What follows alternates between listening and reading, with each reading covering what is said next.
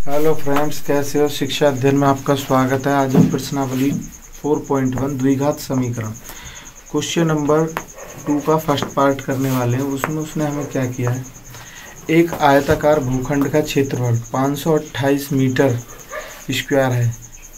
क्षेत्र की लंबाई मीटर में, चौड़ाई के दुगने से एक अधिक है। हमें भूखंड की लंबाई और चौड़ाई ज्ञात करनी है। देखो कुछ नहीं है, बहुत आसान क्वेश्चन है।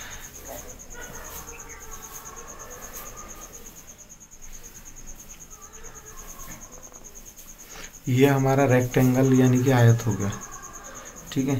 अब उसने हमसे क्या कहा है, ये लंबाई चौड़ाई के दुगने से एक अधिक है।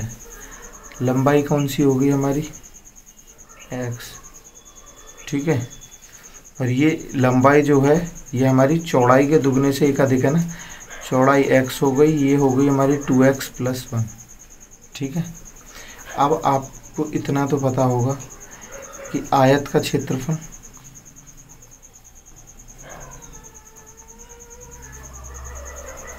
बराबर होता है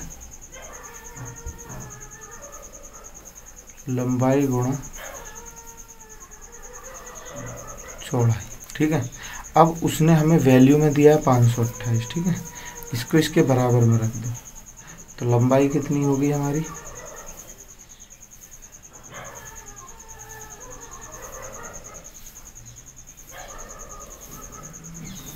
ठीक है, बराबर 528। अब x के अंदर मल्टीप्लाई करो, कितना हो जाएगा 2x²।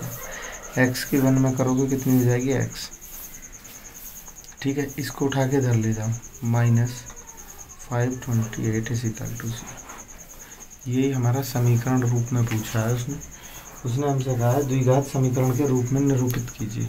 अब यही इसकी द्विघात समीकरण हो गया, ठीक है। अब देखो नेक्स्ट क्वेश्चन में उसने हमसे क्या कहा है, दो क्रमागत धनात्मक पूर्णांकों का गुणनफल 306 है। हमें पूर्णांकों को ज्ञात करना है। देखो धनात्मक पूर्णांक क्या होते हैं, देखो पूर्णांक वैसे तो होते हैं -3, -2, -1, 0, 1, 2, 3, 4, 5, लेकिन उसने कहा है हमसे धनात्मक है ना। और क्या कहा है उसने, क्रमागत है ना, तो यानी कि 1, 2 की स्थिति में। लेकिन हमें पता नहीं है क्या है, इसलिए हम पहली संख्या को x मान लेते हैं। अब पहली हमारी x हो गई,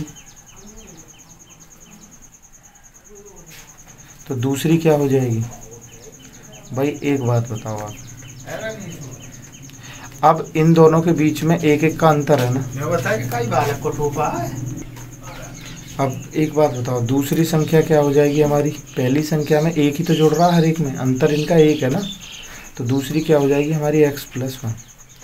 अब उसने हमें क्या बोला, इन दोनों संख्याओं का गुणनफल कितना है 306।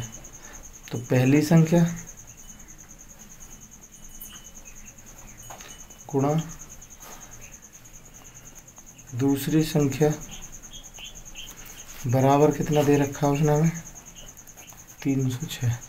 पहली संख्या क्या है हमारी x, दूसरी संख्या क्या है x+1। x की x में करोगे क्या हो जाएगा x² + 1। ये बराबर है ना, इसे उठा के इधर ले जाओ, -306 बराबर 0, ठीक है। नेक्स्ट क्वेश्चन में उसने क्या कहा हमसे, देखो ध्यान से। रोहन की माँ 26 वर्ष बड़ी है, किससे, रोहन से।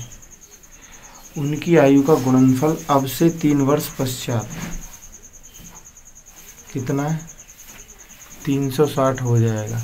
तो रोहन की वर्तमान आयु निकालो। कोई बहुत आसान क्वेश्चन है, देखने में जितना डेंजर लग रहा है नहीं। लिखो माना रोहन की आयु x वर्ष, ठीक है। तो रोहन की माँ की कितनी होगी भाई, वो उससे 26 साल बड़ी है ना। रोहन की माँ की आयु कितनी हो जाएगी x+26 हो जाएगी, नहीं हो जाएगी। अब उन्होंने क्या कहा है, 3 वर्ष पश्चात उनका गुणनफल निकाला है। तो 3 वर्ष पश्चात यानी कि इसमें भी 3 जोड़ दो, इसमें भी 3 जोड़ दो, तो रोहन की कितनी हो जाएगी 3 वर्ष पश्चात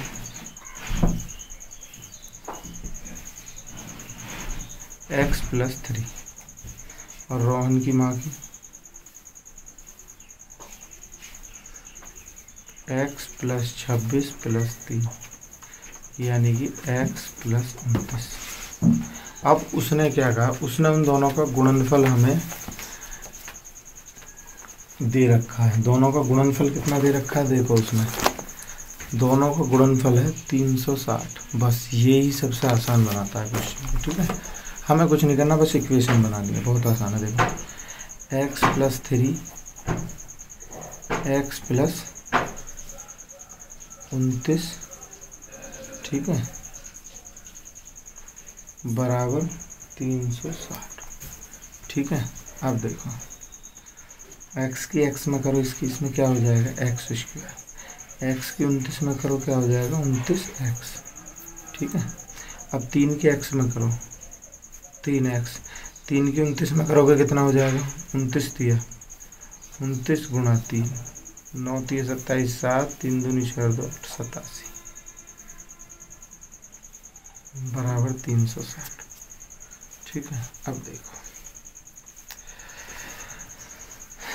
एक्स स्क्वायर 29 और 3 कितने हो गए 32x, अब प्लस 87 है ना, इसको भी उठा के इधर ले जाओ माइनस 360। अब देखो बराबर 0। अब 360 में से 87 घटा दो, 360 माइनस 87, 10 में से 7 गए 3, यहाँ बचा 5, 15 में से 8 गए 7, 273। तो ये क्या हो जाएगी हमारी x square 32x plus 273 is equal to 0। यही हमारा क्वेश्चन है।